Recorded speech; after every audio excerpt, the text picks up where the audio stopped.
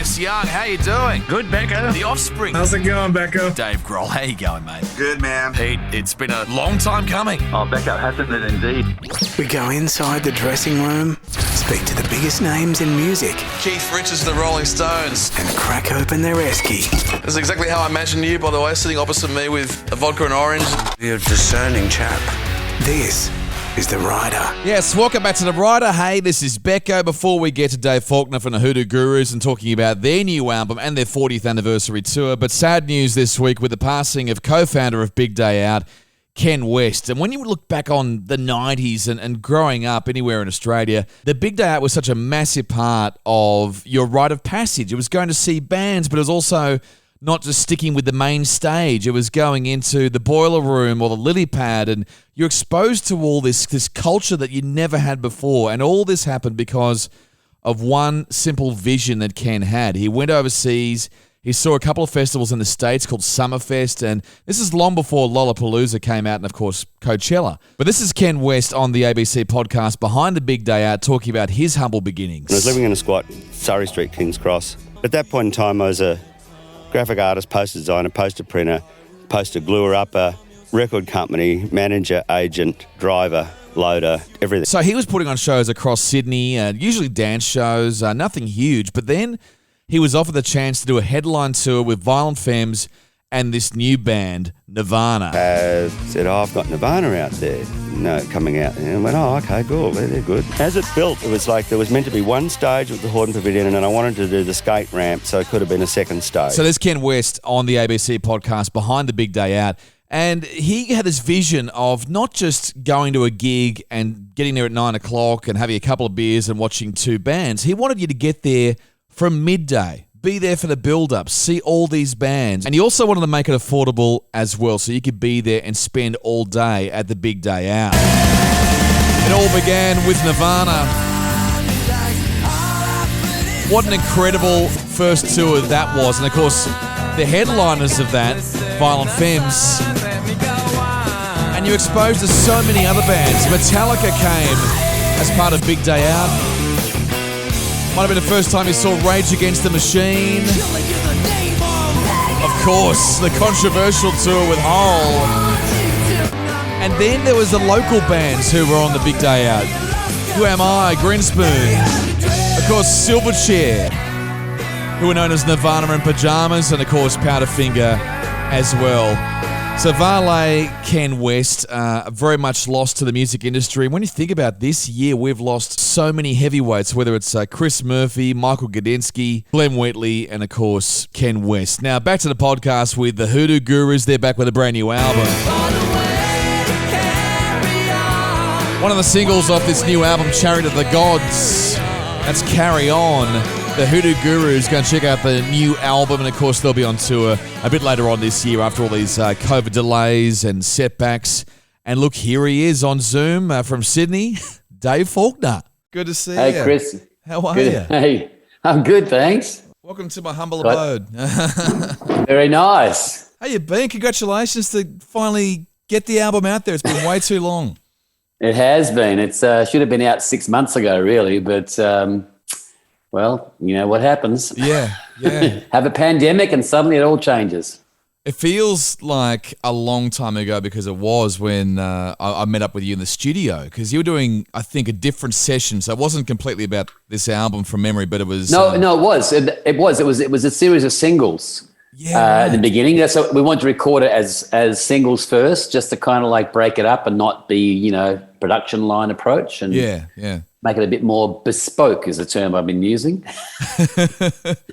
You were there for Hung Out to Dry and Get Out of Dodge, I think. And Get Out of Dodge, exactly right. And it was just so interesting just watching the whole process. In fact, that was Harry Vander's studio as well. And I found that half the attraction is just walking around the hallways and seeing the gold records and whatever. Mr. Vander. We haven't seen him yet, unfortunately, just his son Daniel. But...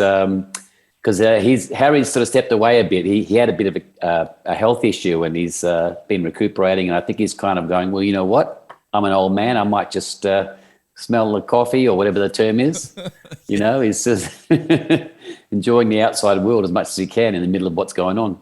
And the thing is, I mean, we all can record music at home and put it out on streaming, and you could probably do it for next to nothing these days. But nothing beats having a massive, beautiful studio with an amazing desk. And was that a Neve desk from maybe back of the Alberts days or something, possibly? I couldn't tell you. I'm not really a gearhead, believe it or not. I know about such things when I need to, but I don't actually kind of, I don't worry about it. I let Wayne have the, control of the desk. And in fact, a lot of it, the desk is just for monitoring when we're recording anyway. Yeah, that's right. That's right. Yeah, we're using all those preamps and things, the external things. So we had API preamps and things like that. So they're the kind of they're the expensive guys. And then the desk really is just a glorified stereo.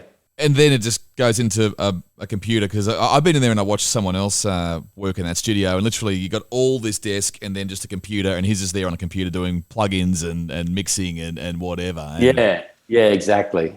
Well, actually, this album was mixed in the box. Ed Stasian was doing that, so that it means literally in a program in a computer rather than externally through a desk and through analog gear. But the plugins these days, they are really up to most people could not tell the slightest difference between them. You'd have to be really A B the thing, and really try hard to kind of sort out the difference. Yeah, if you want a certain sound from a certain studio, you can just find a plugin for it, and they can replicate things usually, which is crazy. Well, yeah, again, they're algorithms, so there's a certain amount of, basically, digital sameness about it. So, it's not so crucial with sounds, with some effects and things, because, you have the natural sounds in there as well to kind of like give it that reality. But if it's all in digital and all completely artificially generated, it sounds, then you do get a problem of being basically very cookie cutter. Yeah. Anyway, so how you been? 40 years. I mean, 41 technically. It's crazy. I know, 40 and a half. Yeah, 40 and a half. So, in fact, we did actually start in the January was when the band formed, and we didn't play a gig till September. So that was a long gestation, because we all had day jobs and we were doing, whatever it takes to pay rent and get by in Sydney, as well as, have to entertain yourself as well as young people. So music was something we did on the weekends, when we could get time. And you were in, punk bands in Perth, and you came over and formed Le Hoodoo Gurus. I was in a punk band. I was also in a blues group, and I was also in like a almost cabaret group, a sort of a very kind of theatrical, kind of weird thing that I was in after the punk band. So yeah, it's a bit of a misnomer to think I was only in punk bands, because it's not really true. I kind of had quite a broad background in this, in that short time as before the Hoodoo Gurus started. Claim it as I was all punk. I was mega punk. Did you see my hairstyle? That's what everyone tries to. Like everyone's like more punk than you, and I'm more punk than you. It's like that's always been an issue. And in fact, I kind of in a sense repudiated punk by joining this cabaret band. I was trying to basically burn my bridges and say, look, I don't really believe in this kind of this orthodoxy that had sort of sprung up. It was fun for a while, and you kind of could ignore some of that, sort of acting out sort of behavior. That's something like someone read in a magazine, so they copy it. I want to be like Sid Vicious. You could kind of like overlook it for a while, but after a while, you start to realize it's kind of a bit corny, and you sort of, this is kind of not really the point. The idea of punk was to kind of break molds and just do your own thing. And instead of conforming to some sort of media image of what you're supposed to be, it's not the point. Tell me about the pub scene back when you first got to Sydney, because things have changed dramatically. And I remember even just seeing old posters from the 90s. You had 10 times the amount of pubs with live music, and then it all changed probably in the last 10 years. But what was it? Were you playing every night of the week, or? We were, like in the very early, like when the band first sort of got quite popular, it was literally you could do 7 nights a week and have a full house everywhere you went, and a big house of a lot of people, and it was a golden age, I guess you would say, of live music in that sense, because there was so many venues and so many people going out and seeing music and basically looking for new music. It was a big thing. People wanted to discover who's a great new band, and we had people discover us that way. The thing that changed, of course, besides, there's 3 factors. One was gentrification. So, suddenly real estate values went up and people moved in next door to a hotel and said, we want that place shut now because we paid this much for our house and therefore these people can't make noise. Secondly, the Griner government and other governments afterwards started allowing poker machines into pubs. And so that, coupled with neighbours being, vindictive, meant that publicans were, it was easier to sort of have quiet gamblers who just sat there and lost their money quietly and maybe sobbed at home. Yeah. And the gamblers don't like noise either. They want to they're focused on their machine and don't want anyone distracting. That's why they have those little dark enclaves they have. They don't like normal people to be around them seeing what's happening. Take the money straight out of the punter's pocket into the machine and don't give them anything back. It's pretty, money for jam, as they say. So a whole lot less trouble for them. So those are two factors. And last but not least, and I think this is just as important as any of those, is the arrival of apps. Oh, no, it is. It's one of the biggest problems because people don't have to go out to meet other people, which was a typical Saturday night in Sydney particularly. Or a Tuesday night. Now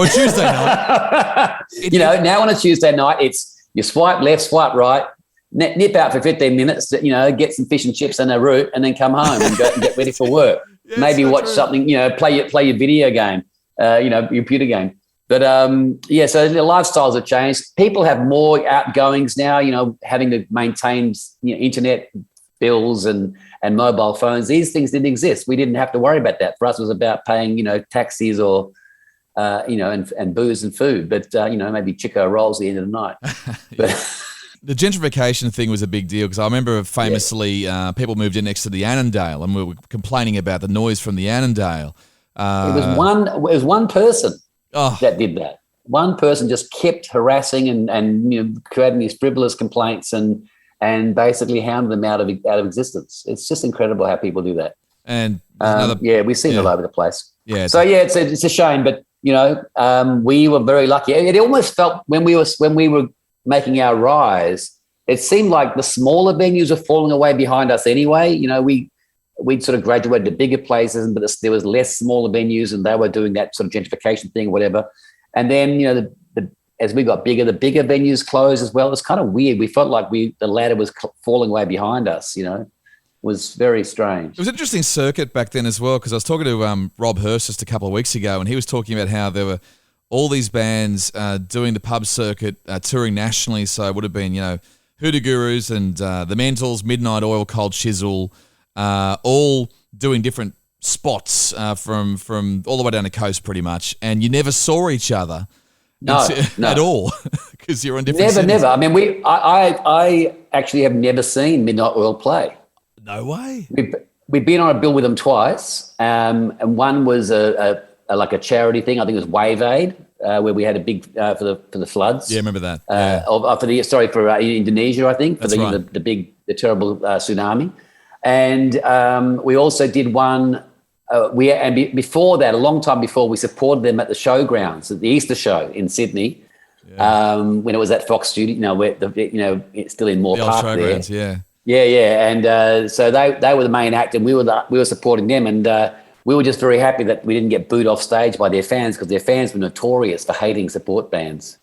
Really? But they liked us. The Oils fans were notorious because they just only liked Oils, and everyone else was like in the way and stopping the Oils from coming on sooner in their minds, But they liked us, so we were fine. But I actually didn't stick around to see the Oils that night. I don't know why, but I didn't. I've never seen them. So we're playing 2 gigs with them again. So I'm going to double my Oils history soon because we're doing the actually at Blues Fest. Yeah, great. And we were supposed to play with them last Saturday night, but Rob had to cancel because he got COVID down at Rutherglen, one of the shows on their tour. Where they asked us just a few weeks before the tour, they decided to ask us to do one of the gigs, and we did that one.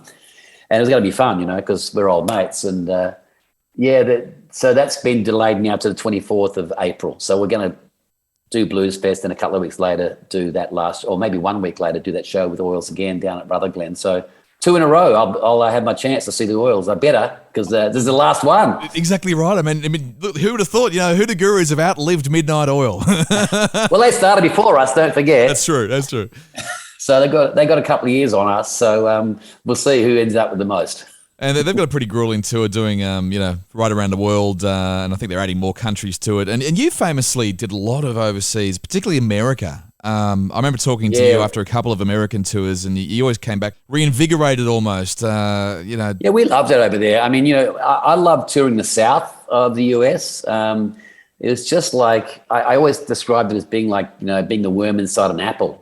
You're kind of in the real heartland there, and people on the outside world don't even know you exist. You're kind of like just sort of in this world, and it's really incredible experiences you're having. But there's so many places to play there. I mean, as the cities are it's an enormous place, and the places are, unlike Australia, there are huge, big spaces as well out west, but on the eastern half of the country, it's just, city, and you can just go in a bus for a few hours and get to some, new place with millions of people. And it's pretty daunting, but it's incredible fun as well. I remember on your last tour, we were talking when you got back, and I think you played the Viper Room, and yes. How pumped you were for that. The Viper Room's being pulled down. Have you read about that? I know. I mean, I actually wore the T-shirt in the World of Pain video. Oh, did you? I'm wearing a Viper, the Viper Room T-shirt. I've actually lost some weight during COVID. I got a bit of my doctor said to me cholesterol was up, and I had to do something about it. I didn't want to go on the statins. So I did this diet, and I did lose a lot of weight quite easily, and, just losing all the bloody carbs and stuff. And so suddenly I was back in my medium T-shirts again. So there's that Viper Room T-shirt I'd never actually worn before. I bought it. I don't know whether I had a wishful thinking I'd buy a smaller size and try to fit in it one day. I don't know what happened. But anyway, it was perfect for that video. Well, I remember you also once came into work wearing a Save CBGB's T-shirts. It's going to be the next thing, Save the Viper Room. Bit late, sadly. And even that when I was wearing that Save CBGB's, it was already ancient history, I'm sure, at that point, because someone gave it to me from the last week of their gigs. That's where they got that shirt for me. Oh, really? So, yeah. So they'd already shut. Did you ever get to go to see CBGB's at all? Like, did you go to any gigs? Yeah, we played there. Oh, you played the Gurus played on the first tour. Yeah, 84. We played there. I also was there when I was 21. I spent 5 months in New York. I was traveled, did the old, go to see the world thing, pack up your suitcase and just head off and, come back when you're broke. And I was away for about 8 months, and 5 months of that was in New York. And I went to CBGB's, and I was probably one of about a dozen people in the place. It wasn't a big place anyway. Yeah. But I remember I was there, and I was watching a band called Destroy All Monsters, which is a band that had Niagara singing and Ron Ashton on guitar from the Stooges. Wow. And in the next table, like 6 feet away or whatever less, was Lester Bangs. And he was like, and there was no one in the place. So it was almost like, in someone's lounge room. And so he and Niagara are insulting each other because they know each other. So they was trading insults and, having a hoot. And I'm just, watching that. I didn't say hello. I should have, I know, but at the same time, who knows whether, Well, sometimes you just don't know whether I might have ended up, overdosing on cough syrup or something in Lester Bangs' room. Because he was a bit of a wild man. I've had moments at things like the Arias and whatever where you got up to someone who you really respect and you go, oh, do I say hello? Like they're in the middle of having their steak. And yeah. Once I was so drunk, I went up and spoke to Tim Finn because I was like, oh, I want to speak to Tim Finn. And that wouldn't have gone well. No, he was actually quite nice. I didn't bother him for too long. I just said, "Look, I respect you, and I think you're a legendary artist. I think your song Persuasion was great. Anyway, enjoy your meal. I'm gonna go." And And you said, "And I got you as well." And I got you as well. That's where you go wrong. Always compliment them on the solo stuff. Don't ever go into the other ones. But I mean, when you were growing up, what music were you into? I vaguely remember you saying you loved the Ramones, and of course their connection with CBGBs as well. So they must have been a big influence on you. Yeah, that was my teenage years. I mean, and late teens really. I mean, punk rock was the end of high school, early just my first year after high school, and we were hearing about it and excited by it. But but the very early stuff I got into, of course, was my brother is 8 years older than me, and he hated school. He left when he was 15 and got a job as an apprentice printer, a job that doesn't exist anymore with computers. Yeah, that's right. And he used to bring home Ritz fruit cake, and also singles and the occasional album. So I had all those great 45s, Easy Beats, Rolling Stones, and as well as that, like the Beatles' second album with the Beatles. I remember that album in particular, and also Revolver. Those two albums were pivotal to me, and I used to go to sleep listening to those records a lot. So they've become sort of my real sort of musical sort of DNA, I think. And, I love the early Beatles for that sort of unhinged sort of rock and roll, that Hamburg sort of smell that's still on those early records. Yeah. That sort of honest to goodness rock and roll band that, just kind of just bashed it out. And then, of course, their inventiveness and, fantastic developed songwriting on Revolver and from there. But those two albums for me are the peak of my Beatles fandom. I like all the Beatles, of course, but those two records. And then all the other stuff as well. And, my brother was really great because he has really, really diverse tastes. So I was listening to stuff like Chad and Jeremy and Ian and Sylvie. He was into folk music because he was, of the right age where folk music was his punk rock, I guess. Yeah, of course. And Dylan and, Peter, Paul and Mary and all these things. And so I had all that stuff as well as, there was the folk music stuff included, African stuff as well, or, soul as well. It really was quite diverse. And, I really am grateful for that because it's later on I went through punk rock and it kind of really was a purifying thing where I was like throwing out all the old prog music that I kind of never really liked, but I bought it because I thought I had to enjoy it. I never bought any Genesis records, but, I did have one Yes album. I had the worst one. I had Tales from Tropic Oceans, which is a double album. And I bought it because I wanted to buy a double album. I literally had gone to a record store going, I haven't got a double album. I should buy a double album. It's just like it's a new thing, a double album. Yeah. So and it was this cool record store. They had the bean bags and the headphones, which is also incredibly groovy, not just, playing it on a speaker. And, sit on the bean bag. And I was very intimidated. It's like going to a music store and trying to play a guitar and how they always play the guitar, 20 times better than you could ever do. And sort of like say, this is how it's done. Now you show me that, you're too embarrassed to even touch it, Same with records, those cool record shops. And he put on Tales from Tropic Oceans and I heard the first 30 seconds and I said, I'll buy it. and afterwards, unfortunately, it's only the first 30 seconds of that record that I ever liked. So there's a good, cool Rick Wakeman synth riff that comes in after about 30 seconds that I kind of liked. It was the reason I bought it. But that was about the only thing on the record that ever appealed to me. Anyway, so I digress, I guess. Well, you never know. The record might be worth something now. You just never know. I actually rebought some of the records that I threw out, all Elton John records, for example, because I saw Elton John perform on the tour that he did for Goodbye Yellow Brick Road, and I thought it was a fantastic show. And I liked Elton John, but then with punk, I was like, I can't have this anymore. So I threw all those records away, and then later on I've had to buy them all on CD, and I've got them all again. A whole lot of other things. And I don't mind prog either. I've always liked Jethro Tull. I never knocked them back, actually. I never threw their records away. But, anyway, so long story. So punk was a way of, kind of purifying my value system. And in a way it was a bit, obviously very narrow. But then afterwards I went out and just discovered a lot more music and really broadened my taste again. And I think that was partly due to my brother giving me that grounding in liking lots of different styles and not being just, fixed on one sort of thing. Oh, look, we are all moulded by our siblings, I think, when it comes to music, or your dad, and it's a bit of both. And I've certainly stolen plenty of my brother's records and my sister's records and just kept them. My sister has great taste. My brother's still, got great taste. I mean, and he should have been a musician. We're very similar, he and I, but he became a teacher. And my sister was fantastic. She's a better singer than I. But she became a lawyer because she followed the advice about you can't be a flaky artist. You've got to be got to do something proper with your something to fall back on. So she went into law, and of course law just took over her life. And she ended up working for APRA. So she worked in music law. She became the in-house lawyer at APRA, and she fought some amazing cases. She's an amazing intellectual property lawyer, my sister. But yeah, it's a shame her singing and that kind of had to take a back seat to her legal skills. Oh, one day you could do the Faulkner family band and do a bit of... We do it at home. We do that. You do. Absolutely. Isn't it funny how back then everyone judged you by your music collection and you flick through the record collection. That's obviously why you got rid of your Elton John. No, I was wrong. That's so wrong. Yeah, well, that's what happens. Honky Chateau, what a great record. Yeah, but you didn't want to be judged by having certain records. And now it's the same. Oh, yeah, totally. Spotify playlists. You sort of have a private one which you don't share with anyone. That the dark web one is that Yeah, correct. Spotify. Oh, look, Spotify. I don't actually have playlists on Spotify, but I use it as a resource to kind of find records I want to buy.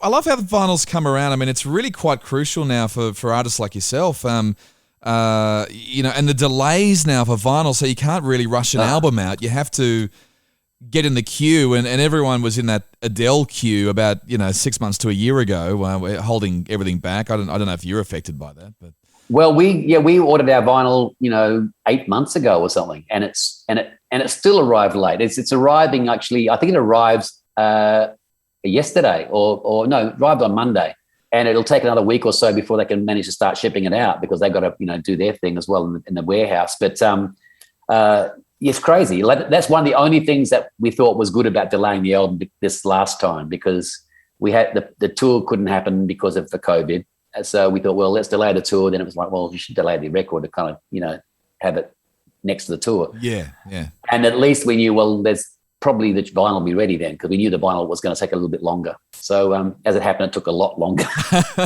Interesting time with COVID in a way. We thought there'd be a lot of artists releasing a lot of music because people had time and they had a lot of moments on their own, to sample new music. But in reality, a lot of the bands were holding back because you need to tour to promote an album. And it was only a certain few who went, you know what, I'll just put it out there and maybe tour in a year's time or whatever. Yeah, well, in our case, we can't work that way. We actually have to be in a room together, creating together. That's, I write the songs by myself and I kind of even come up with, some quite important parts for everyone to play very often. But until you're in the room and you're trying things together and you adjust them, or they come up with ideas that change what you're doing, or, it's just a fluid process. And that's crucial with a real, living, breathing band. I mean, certainly, someone that's like a, laptop producer, creator, they can do it anywhere at any time. So I don't know why they weren't doing the same as they always do, because they, but for people like us, it wasn't really possible to do anything more than just say, well, we'll work when we can. And the other thing was also, there was all this expectation that you're going to do these things and entertain people in their houses, which, we felt sorry for everyone. We were in the same boat, stuck, having drinks with my mates over Zoom, instead of hanging out together. Yeah. And people were sort of like, there was a bit of a pressure on, as an artist to go, well, come on, do a live performance from your bedroom and, write a new song, show us something. It's like, go away. What are you doing for me, And all, it's like they wanted it for free, everything, and, serve me down the net. And it's like, no, it doesn't work that way, folks. No, well, I mean, there was a bit of that. There was a lot of that. In fact, you did the web stream was it a few days ago? Yeah. And it's a really new platform where you can, buy a ticket and you can watch the show, and I think you can then watch it again. And I think it's a great idea. No, we made it a one-off, so it was definitely, you had to see it, blink and you miss it one, because we wanted it to be that way. Yeah.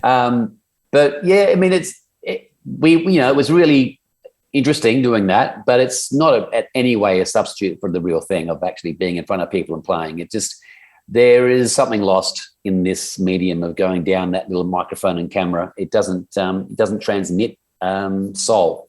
It transmits the information, but it doesn't transmit the spirit of what you're doing. You get a simulation of a live gig, but you don't actually get actually a live gig. Oh, completely. After COVID ended or recovery started to happen, watching Lollapalooza from, over the TV screen, it still wasn't the same. I was jealous as hell looking at the big crowds over there, but oh yeah, it still doesn't translate. No, I mean, but it's, at the same time, at least you've got a good view. Yeah, exactly right. Exactly right. You're not looking through someone, head and you're like 100 yards away. Like you're actually camera on stage. It's not bad. It's funny when you were in the studio and I popped in to see you guys do your thing. That was one of the first handshakes I think I'd happened since COVID began, and we all we were doing all the hand washing and everything. But oh yeah, I'm still very nervous because the BA2 is well, they said it's 50% of the water samples now in Melbourne and the sewage. So it's a big deal.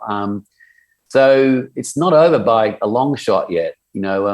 But we're trying to do what we can to navigate our way through it. And for us, it's doing as many outdoor shows as we can do, or else very big spaces.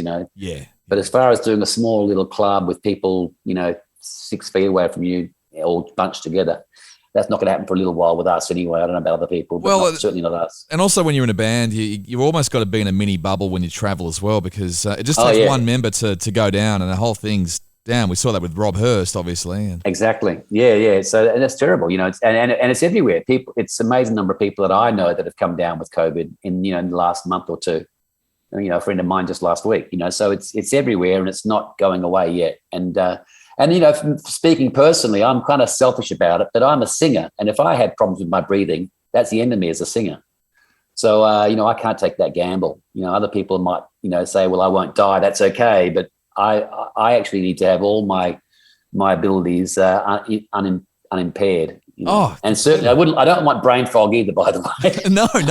I'm already old enough with that happening naturally without me actually accelerating it.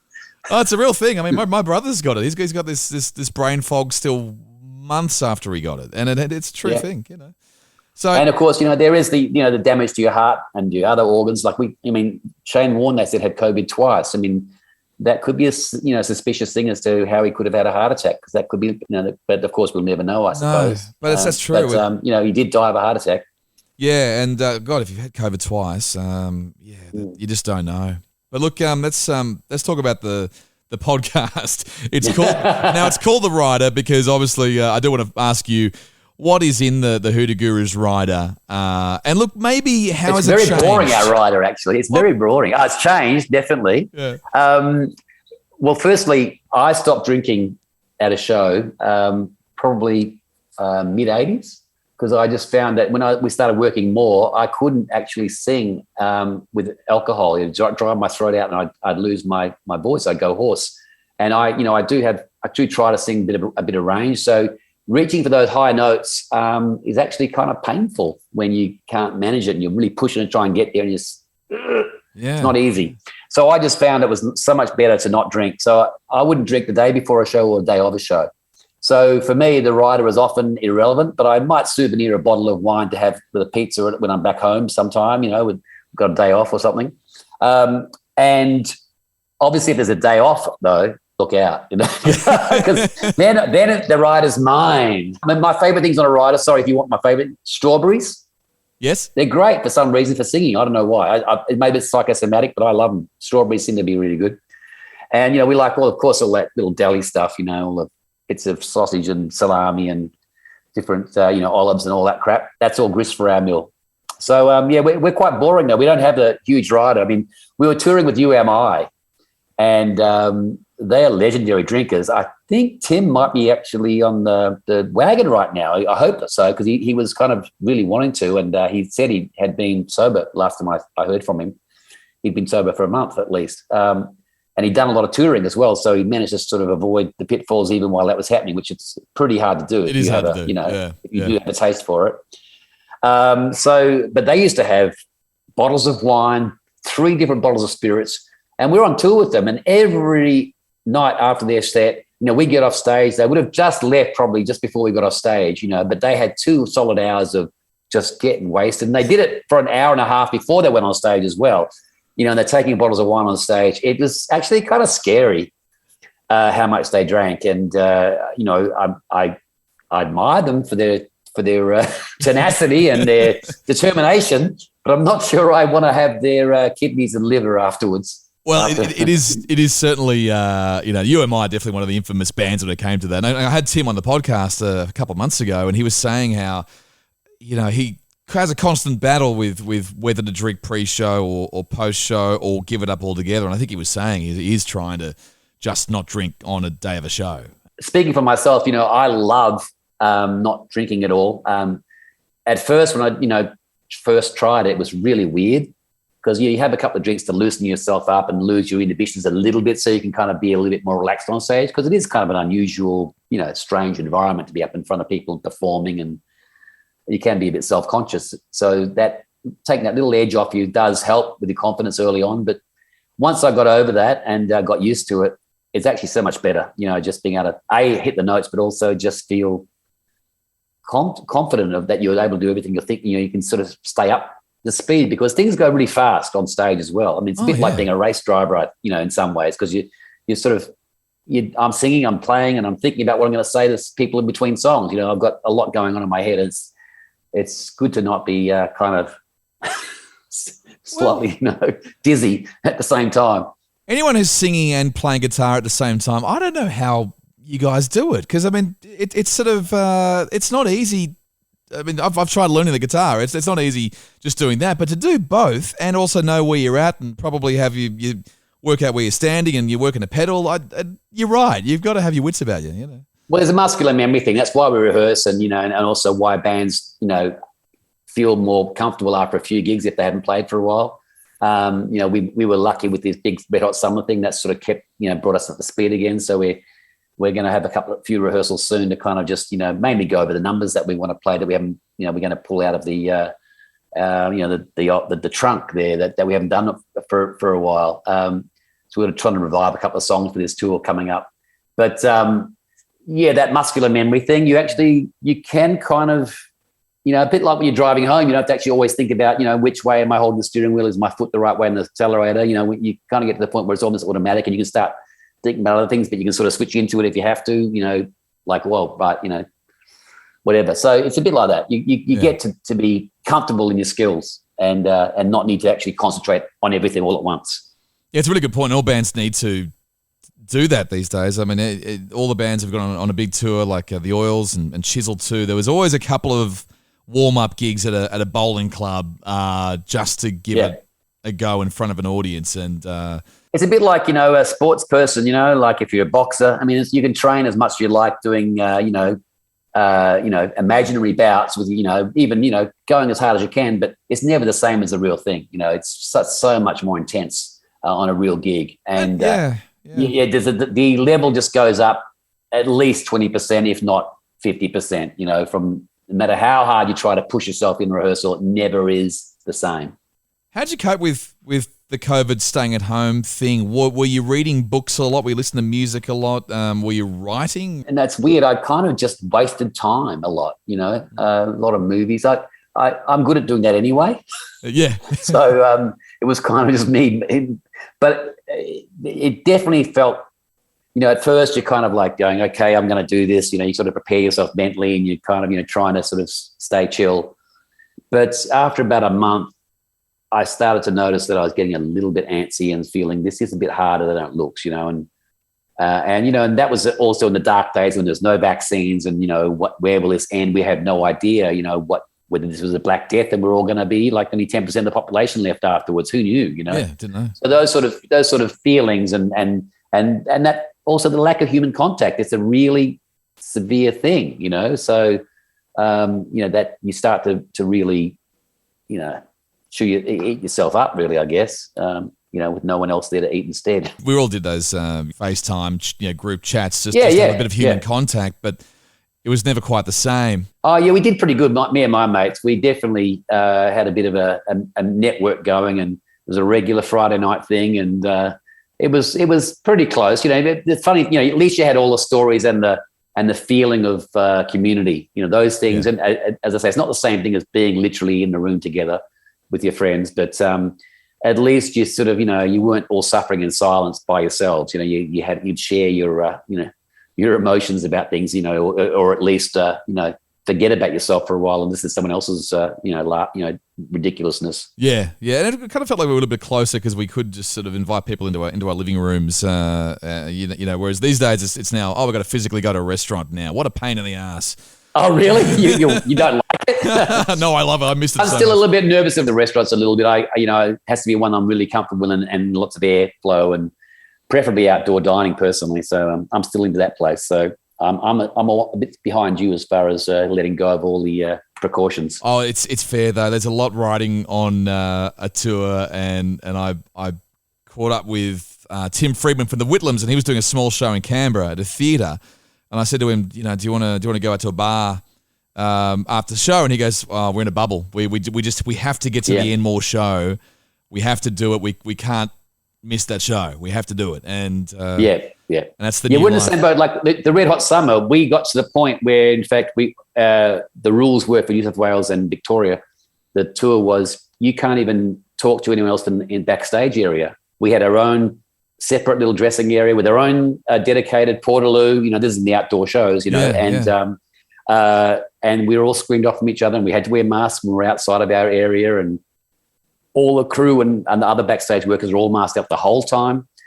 It was really, really strict. No guests at all allowed backstage, including, agencies and people like that would normally be all over you or, hanging around and glomming off your rider.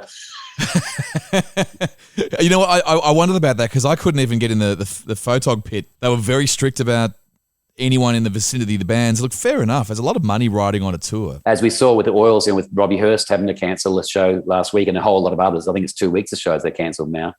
And, the promoter, really, they're taking it. I mean, for the promoter that did the Red Hot Summer, I've got to take my hat off to him because he took a huge risk. He did it. He started last year. We started the tour in, I think it was April or March last year. And we got through we got Queensland, Tasmania, South Australia, and Western Australia, believe it or not. We actually got to Western Australia for a show in the middle of last year. How'd you do that? And it was about April or something like that. And it was open for 5 minutes, I think. and then unfortunately, New South Wales and Victoria, it was the big wave and we had all the shows were cancelled. And, but how he slept at night, even for ones we did, because we were going places that had just had an outbreak 2 weeks before and, they weren't sure and then they'd sort of let us in and then, or else something happened just after we left, like 2 weeks later, that'd be something they'd shut that state. Somehow we walked this tightrope and got this tour done, but he was, all this money was at stake and you've got to give him guts for, props for that. Did you ever think that the Hoodoo Gurus would be doing winery tours? Because it's now the done thing. When we first heard about it, we thought this is incredibly strange. People sitting on picnic blankets. It's not really for us. And we're not really a daytime band. A lot of this, there's very little nightfall. I think the last band usually starts at sort of sunset, and then they get the night. And we've often been the last band, but not always. And of course, with dancing, we haven't been. We did have some darkness in the tour, but not this time around. It seemed like it wouldn't be good. But I've been to a couple myself as an audience member. I've really enjoyed them. I saw Carole King and I forget the other ones I saw. And they're really good. There's a great atmosphere out in the crowd. And as a performer too, you feel it. Surprisingly, you'd think it'd be sort of a bit, like going out into space and not feeling anything, but it's actually, there's a great sort of enjoyment factor because people are loving being out in the outdoors and sitting down in nature partly, it's got a nice atmosphere for that reason alone. It's like having a picnic in the park. It is. And you get so it's a really good atmosphere, and people are really having a good time, and they're really friendly with each other most of the time. So no, it's actually fun to play. We like them. There's something very efficient about having one bottle of wine in your hand and not having to go to the bar every half an hour. It's like one bottle that lasts me all day. As long as you like that particular winery's wine. Yes, that's the catch. That can be a problem because they'll sell a lot of their table wines. That's pretty much all you can get. That's for a wine lover, it can be a little bit like, I better drink the first glass fast so I can enjoy the rest of it. I think we could be talking about the same winery that when they have a big concert day, they ship in all the other stuff that usually goes into cask wine or something like that. Oh, right. I never thought of that, but that makes sense. They're very well known for doing that. I won't name them because I don't want to get sued. I want to ask you about your favourite guitar before you go. Every gig I've been to the Gurus in the last sort of few years, I always notice one guitar. It's a wooden guitar with a lot of wear on it, and you probably straight away know it's a beautiful guitar. How long have you been using that? I bought it in 85. Because I lost a guitar of mine that I really treasured, a guitar that I bought in that trip I went away to New York that time in the States. I bought a 1957 Les Paul Jr. when I was on that trip, and I brought it home very, jealously guarded that. And unfortunately, that guitar got stolen on our first US tour. And I think it was an inside job from someone working on the tour from America. But anyway, but then I bought that Tele, and that's a bit of a bitzer. I thought it was a 53 body and a 56 neck and a 58 scratch plate. It's a bit of a Frankenstein. Oh, wow. Apparently. But in fact, as it turns out, the body might even be a 1950. We think it's actually the body of a broadcaster because the last guitar tech I took it to said, look, the way that this wood has been routed out for the wiring is actually the way they used to do it for the broadcaster. They changed the routing to make it more efficient for the wiring. Yeah, right. For the factory. So I think it might be actually before it was even called a Telecaster, that body. So it's an old bit of wood, that, and it's been terribly treated by me because you can see all the scuff marks. It already had a whole lot of wear on it when I got it. Yeah. But it's got divots now because I'm a very brutal guitarist, and the pick just goes anywhere. And I guess over time I've worn away like, the Colorado River wearing a path through the Grand Canyon. Yeah. That's what I've done to my poor guitar. But I do have a Les Paul Junior again, and it's a 57, and I love that guitar. And I played that one a lot on the album. So I'm going to start bringing that one out on tour. Probably on this tour, it's going to be my second guitar, if not my main guitar for a lot of the show. So so I'm a 2-guitar man at the moment, but I've got heaps of guitars. And so Brad, he's the showroom guy. He's had so many guitars go through his hands, but also he still has a heap of guitars. We are, kind of pretty mad about guitars. Oh, sorry, that's all right. It's all my good. phone going.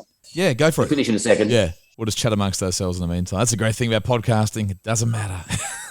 That's my ringtone is actually the Master Apprentices, Living a Child's Dream. Oh, wow. Yeah, I know who that is because one of the members of my band, because that's what I use for the ID for people in the band. Smart. That is smart. It's a long ring. It's going to be over. There we go. Sorry about that. And Glenn Wheatley, was that a shock for you when he passed away? I guess. I didn't know Glenn very well. We had that one interaction by doing the song with the Masters of Turn Up Your Radio, the Gurus and Masters together. Yeah. Back in the I think it was the 90s, I guess, early 90s, and we met Glenn there. But this is the time, unfortunately. Back in the 60s, people were going through a whole thing where all the old famous film stars were dying, silent film and all that, the legends of film. And, of course, through the 70s, and that's still happening, but a lot of the real sort of golden age of filmmakers, they're gone. Now, unfortunately, is when we're going to start seeing all the legends of, rock and roll. We've lost a lot of 50s people, but the 60s ones, your legendary groups from that era, it's already happening, and it's going to happen more and more, sadly. And of course, it'll keep on going. Well, I saw you at the Rolling Stones exhibition when it came to Sydney, 2 years ago, and we're talking about the Stones at length, and now they've just announced that their 60th world tour, the 60th anniversary, and I mean that's incredible. I guess we always thought Charlie would be the one to go, or Keith. Keith is going strong. Yeah. I think he has bad arthritis now, though, so I'm not sure how easy he finds it playing on stage. I think he's kind of almost, kind of the conductor now as much as he is a player. But the Stones are still fantastic. They've got a great groove. But I do wonder, how they can. I mean, it's the Stones I saw was pretty close. We didn't have Bill Wyman, but it's kind of the key members are all there. And, I love Ronnie Wood as well. So it was a bit of a dream seeing the Stones play. I was lucky enough to go to the Enmore show when they came. A lot of people wanted to go to that show. And it was amazing how I got tickets to that. A friend of mine in the country actually just stayed on the line, kept ringing and ringing and ringing. And I gave up after half an hour because I thought they must have sold out by now. But as it turned out, it was actually Enmore's box offices, two little old ladies doing all the phone, answering all the calls. Wow. And they're taking all the details by hand of people's credit cards and all that. So it took them forever to sell the tickets. And a friend of mine got on and they had a limit of two tickets per credit card and per caller. And she got on and then her friends, her boyfriend said, ask him if I can use my card to get 2 more. And they said, yes, that's okay. So they had 2 cards, got 4 tickets. So one of them was mine. So I was, lucked out there. Oh my God. And the funny thing was she said, oh, I'm sorry, dear, we've only got standing room. Like, oh, you mean in front of the stage? You mean right in the front? Room? Yeah. I think I'll take that ticket. Thank you. Yeah. Because a lot of people said they were at the gig, but they weren't. I think if they went on that attendance, it would have been 100,000 people at the Enmore. Well, I can vouch for one. Glenn A. Baker was standing in front of me, and then that was the front of the stage, and then Keith Richards was just 6 feet away from both of us.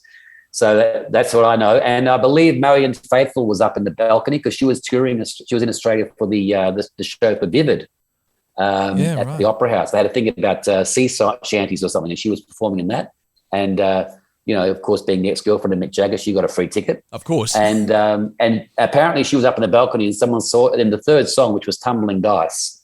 Apparently she started crying, out of, she was so emotional about it. So, that was a pretty amazing story. What is your favourite venue to play at? I mean, is it something like the Enmore, or is it something even more intimate like a CBGB's? Like in your memory, you've got to have one that's special. Well, we used to love playing Salinas. That was a fantastic venue. I think it's opening up again, which is good news. Yes, I think that the redevelopment may not be happening, and that would be great. And also, I just heard about the Reevesby Workers Club apparently is doing a refurb, ready for live music again, which is great news. Yeah. I loved the old Tivoli, but of course that's gone now, bulldozed. I think they put a bloody, at the time was a Planet Hollywood or something, I think, took over there on that site.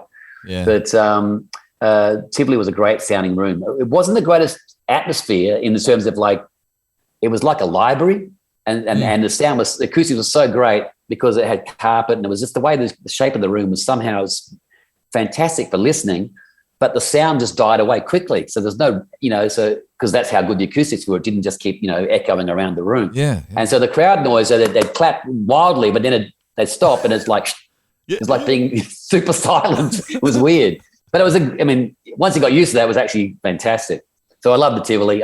Any stage, really, we don't care. As long as we can hear ourselves so we can play to the best of our ability, that's the only thing we worry about is that is not falling over and not being absolutely in a complete din, cacophony of noise, so we can't tell what's going on and hear what we're doing, because that's obviously a nightmare. But apart from that, just put us up there, put the lights on, and we'll hopefully entertain people. Well, Dave, we certainly can't wait for the tour, which is coming up. You've had your setbacks with COVID and a bit of a delay, but we seriously can't wait to have you celebrating your 40th with the Dandy Warhols as well, which is just so damn cool. You'll be standing side looking stage. forward to that. Yeah, exactly. Yeah. And have them on the whole tour is wonderful, love them. And, of course, they have those huge choruses and, amazing songs that I think they're going to be a hard act to follow, but we'll give it a shot. I don't think you guys are pretty good. We'll take them to the what did I say? To the 12th round or something. I don't know what the term would be. that sounds about They'll right. take us to the 12th round. Yeah, we might not deliver a knockout punch. We'll get a split decision. We're just so grateful just to have you guys back on the road and have live music back, and of course, just a big relief to have the album finally out there as well. Chariot of the Gods. Absolutely, yeah. Best reviews of our career, I think. It was amazing. It's quite crazy. Yeah. Take that. Well, look, thanks so much for your time. It's been very generous to pick your brain and talk about everything that's going on, and I will see you on the road very soon. Hopefully backstage on our rider, but if not, I'll save you some. Dave Faulkner, good on you, legend. Mate, take care. Bye, mate. I'll see you around.